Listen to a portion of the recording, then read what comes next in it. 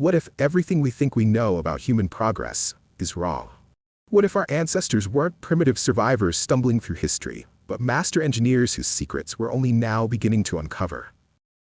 Because right now, in museums and research labs around the world, scientists are studying artifacts that shouldn't exist. Objects so advanced, so precisely made, that they force us to rewrite the entire timeline of human achievement. These aren't legends or myths. These are real discoveries that modern science still struggles to explain or replicate. Today, we're diving into 5 ancient technologies that refuse to fit into the neat story we tell ourselves about human progress. Technologies that worked flawlessly, that solved problems we're still wrestling with today, and then vanished completely, as if someone erased them from history. Let's start with something that's supposed to be impossible. First, Greek fire, the ancient weapon that burned water itself. Picture this. It's the year 78 CE, and a massive Arab fleet is closing in on Constantinople. The Byzantine defenders seem hopelessly outnumbered. Their enemies are confident, their ships packed with soldiers ready for conquest. But then, from the Byzantine warships, something erupts across the water that will haunt the attackers' nightmares forever. Jets of liquid flame shoot across the sea, and when they strike enemy vessels, the ships don't just catch fire. They explode into infernos.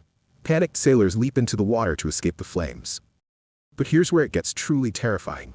The fire follows them. It spreads across the surface of the ocean itself, burning hotter and brighter with every wave. Throwing water on it only makes it worse. The more the enemy tries to extinguish it, the more violently it burns. This was Greek fire, and it was unlike anything the world had ever seen. Contemporary historians describe scenes of absolute chaos, ships disintegrating in minutes, men burning alive. In the water with no way to escape, entire fleets turning around and fleeing at the mere sight of the Byzantine flamethrowers preparing to fire. This wasn't just a weapon. It was psychological warfare that broke the will of enemies before battles even began. But here's what makes Greek fire truly unsettling. We have no idea how they made it. The Byzantines guarded the formula more carefully than their treasury. Only a handful of specialists knew the secret, and they never wrote it down. When the Byzantine Empire finally collapsed centuries later, the knowledge died with it, vanished as completely as if it had never existed. Modern chemists have spent decades trying to recreate it. They've tested combinations of petroleum, naphtha, quicklime, sulfur, pine resin, and dozens of other compounds. Some mixtures burn on water, others ignite on contact with moisture. But none of them behave exactly like the historical accounts describe. None can sustain that level of combustion, spread that aggressively, or be projected with that kind of control through bronze siphons and ceramic vessels. What's even more remarkable is the engineering behind the delivery system itself. These weren't simple fire pots or torches. Archaeological evidence shows sophisticated pressure vessels, hand pumps, and siphon mechanisms designed to project burning liquid at distance and under pressure. This was a flamethrower system that wouldn't be seen again until World War I, more than 1,000 years later. Greek fire defended Constantinople for nearly 500 years, turning the tide in siege after siege. And then, like smoke dissipating into air, the technology disappeared entirely, leaving us with only terrified descriptions and no way to truly understand what our ancestors had created. But if you think that's unsettling, wait until you see what ancient craftsmen were building beneath the waves. Second, Roman marine concrete, the material that gets stronger with time. Walk along the Mediterranean coast today, and you'll see the ruins of Roman harbors still standing after more than 2,000 years. Massive piers and breakwaters that have survived millennia of waves, storms, and salt corrosion. Now look just a few meters away at modern concrete structures built in the last 50 years, and you'll notice something disturbing. They're cracking. They're crumbling. They're corroding away. Modern engineers assumed for centuries that Roman structures survived simply because they were built thick and massive. Or perhaps they just got lucky with location. But when scientists finally extracted core samples and examined them under electron microscopes, they discovered something that shook the foundations of material science. Roman marine concrete doesn't just resist seawater. It actively grows stronger because of it. When seawater penetrates the concrete, it triggers chemical reactions that form rare crystalline minerals called tobermarite and philipsite.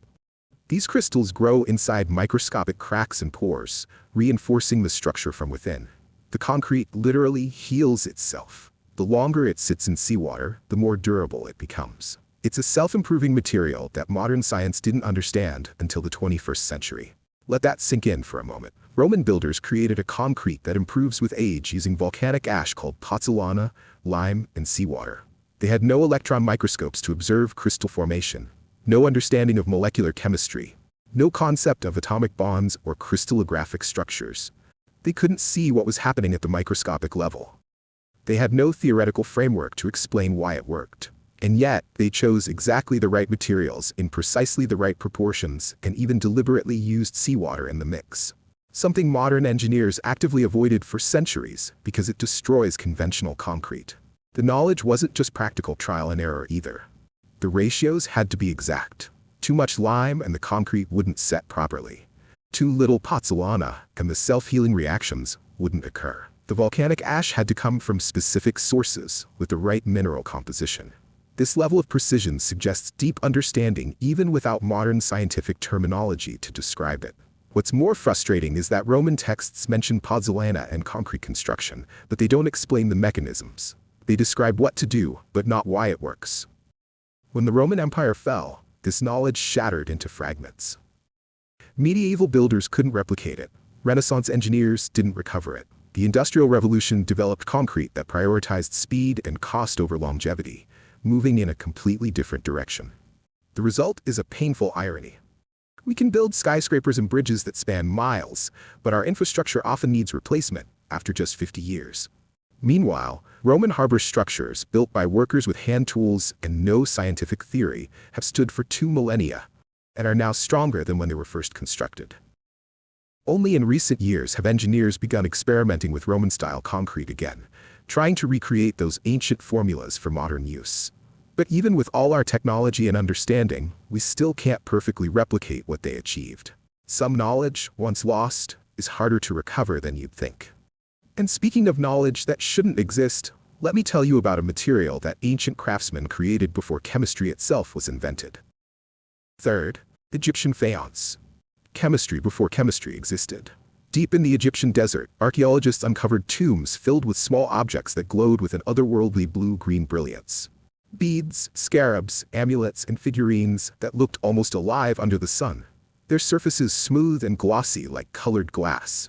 At first, researchers assumed these were simply glazed pottery. But when they examined them closely, they realized these objects represented something far stranger and more sophisticated. These artifacts are made from Egyptian faience, and they first appear around 4000 BCE at the very dawn of civilization itself. That's more than 6,000 years ago, when writing was barely invented and most tools were still made of stone. And yet, ancient Egyptian workshops were producing a synthetic material that shouldn't have been possible for another several thousand years. Here's what makes faience so remarkable. It contains almost no clay. Instead, it's composed primarily of crushed quartz, a material that doesn't naturally bind or hold shape. Quartz is essentially powdered glass, and making it form into solid objects requires an entirely different approach than pottery. The Egyptians had to invent a completely new manufacturing process. They mixed the quartz powder with mineral salts and binding agents, shaped it into beads or figures, and then fired it at precisely controlled temperatures. During the heating process, something extraordinary happened. The mineral salts migrated to the surface through a process called efflorescence, where they fused into a glassy glaze that formed automatically from within the object itself. No painted coating, no applied slip. The glaze generated itself through controlled chemical reactions. Think about what this requires. The temperature had to be exact. Too hot and the object melts into slag. Too cool and no glaze forms at all. The chemical composition had to be balanced perfectly. The timing had to be precise. And somehow, Egyptian artisans achieved this consistency across thousands of objects, multiple workshops, and hundreds of years. This is synthetic material engineering. This is manipulating minerals at a molecular level to create something that doesn't exist in nature. Modern chemistry wouldn't formally define the processes involved until thousands of years later. Yet, ancient craftsmen were achieving the same results through transmitted knowledge and careful experimentation. What's truly unsettling is how early this appears. At the time faience production began, metallurgy was still primitive. Cities were just forming, and most of human knowledge was oral tradition. Yet Egyptian workshops were already creating materials with engineered properties, color stability, surface hardness, and chemical durability that stone and clay couldn't provide. The blue-green color itself was achieved through copper compounds interacting during firing, producing shades that became synonymous with Egyptian art and spirituality. The color of the Nile of life itself captured in synthetic form. This wasn't accidental. This was intentional material science applied to express cultural meaning. But like so many ancient technologies, the deeper understanding was never recorded in technical detail. The knowledge passed from master to apprentice, generation after generation, until eventually it faded when Egyptian civilization declined. Later cultures lost the precise methods, and it took modern archaeologists and chemists centuries to decode what these ancient artisans had achieved. Now, if creating impossible materials thousands of years too early seems remarkable, imagine finding precision tools made by humans who weren't even our species. Fourth, the Denisovan needle precision from the wrong species. Siberia, 50,000 years ago. The world is locked in an ice age. Glaciers cover continents. Temperatures plunge far below anything modern humans consider survivable. And somewhere in the darkness of Denisova Cave, someone sits by firelight, working bone with a precision that shouldn't be possible. They're not Homo sapiens. They're Denisovans, a separate human species we know mostly from fragments, pieces of finger bones, a few teeth, and DNA extracted from ancient soil. For decades, scientists assumed Denisovans lived simple lives, creating basic stone tools and leaving little evidence of complex culture. They were considered the less sophisticated cousins in the human family tree. Then, archaeologists uncovered the needle. It's a small object, only about 3 inches long, carved from the bone of a large bird.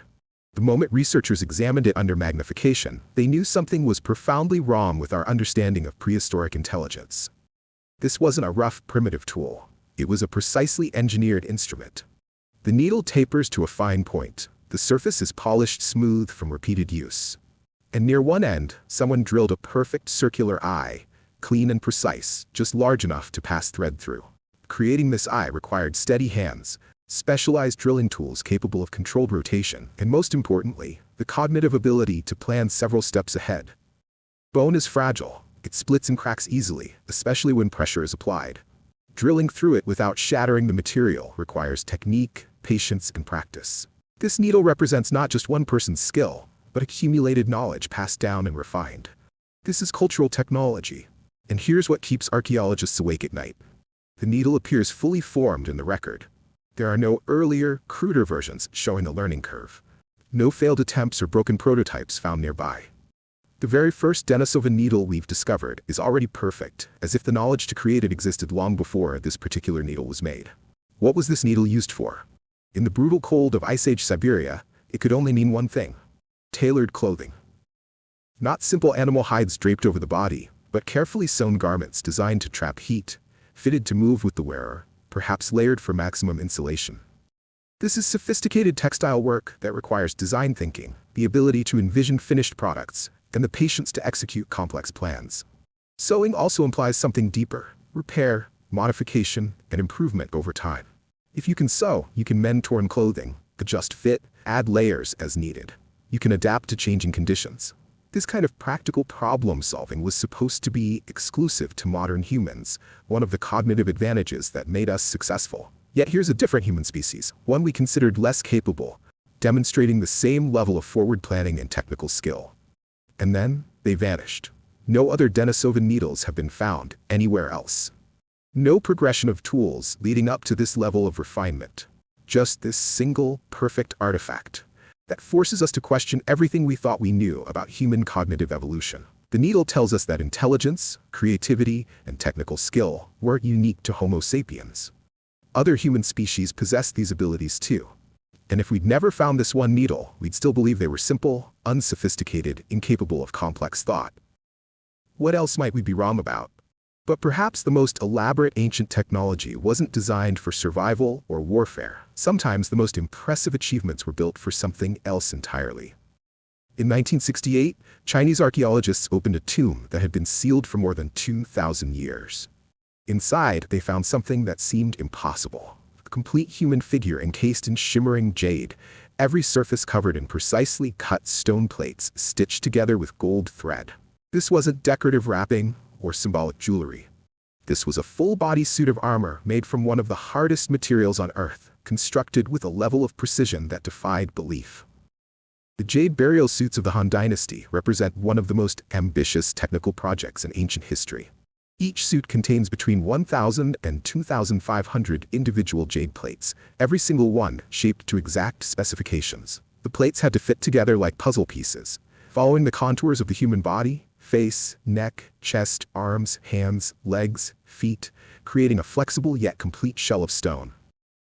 Now here's what makes this achievement so staggering. Jade is incredibly difficult to work with. It's harder than steel. You can't simply chisel it like marble or limestone. Each plate had to be cut using abrasive sands and copper tools, then ground smooth, shaped to precise dimensions, and finally drilled with tiny holes at each corner for threading. A single plate could take hours to produce. A complete suit required years of continuous labor. But the Han Dynasty didn't make just one suit. They made dozens, different sizes for different nobles, multiple suits for emperors. Production was standardized, with consistent plate sizes, drilling patterns, and construction methods across different workshops and regions. This wasn't artisan craft. This was organized, industrial-scale manufacturing, driven by belief. The Chinese believed jade could preserve the body and protect the soul after death. Jade represented purity, immortality, and heaven itself. Encasing the deceased in jade was thought to prevent decay and ensure safe passage to the afterlife. But belief alone doesn't explain the technical achievement. Someone had to organize thousands of skilled workers. Someone had to establish quality control standards. Someone had to solve the engineering problems of making stone flexible enough to move with the body while remaining sealed. The thread used to connect the plates varied based on the deceased's rank. Gold thread for emperors and kings, silver thread for nobles, bronze or silk for lesser ranks. Each thread had to be woven through drilled holes and tied securely enough to hold the plates together for eternity. The margin for error was non-existent. One misplaced plate would disrupt the entire structure. What's perhaps most remarkable is that these suits served absolutely no practical purpose for the living. They couldn't be worn. They wouldn't protect in battle. They existed purely for spiritual reasons. Yet they required the same technical precision and organizational capacity as building ships or fortifications. This represents something profound about human nature. Our willingness to invest enormous resources into beliefs to achieve technical perfection in service of the immaterial. The jade burial suits continued to be produced for approximately 400 years during the Han Dynasty. Then the practice ended. The knowledge of how to construct them faded. Later dynasties didn't revive the tradition. The techniques, the organizational structures, the accumulated expertise, all of it disappeared, leaving only these extraordinary artifacts in sealed tombs, waiting to challenge our assumptions about what ancient civilizations could achieve. In this video, we have came across 5 technologies from 5 different cultures with 5 different purposes. But one disturbing pattern connects them all. Each of these achievements appears suddenly in history, already refined and functional. Each required knowledge and skills we can barely replicate today with our advanced science and tools. Each worked reliably for generations or even centuries, and each vanished completely as if someone reached into history and erased the blueprints. We tell ourselves a comforting story about human progress, that we constantly move forward, that each generation builds on what came before. That knowledge only accumulates and never truly disappears. But these discoveries tell a different story. They whisper that history isn't a straight line but a broken landscape where entire mountains of knowledge rose and fell, leaving only mysterious ruins behind. The Denisovans made precision needles and then went extinct. The Romans built self-healing concrete and then forgot how. The Egyptians created synthetic materials millennia too early. The Byzantines defended an empire with a weapon we can't recreate. The Chinese organized industrial-scale production of stone suits that served only the dead. What else have we lost? What other technologies rose and fell in the spaces between archaeological discoveries? How many other impossible objects are still buried, waiting to append everything we think we know? Because the real question isn't just how they did it. The real question is, what else did they know that we've forgotten?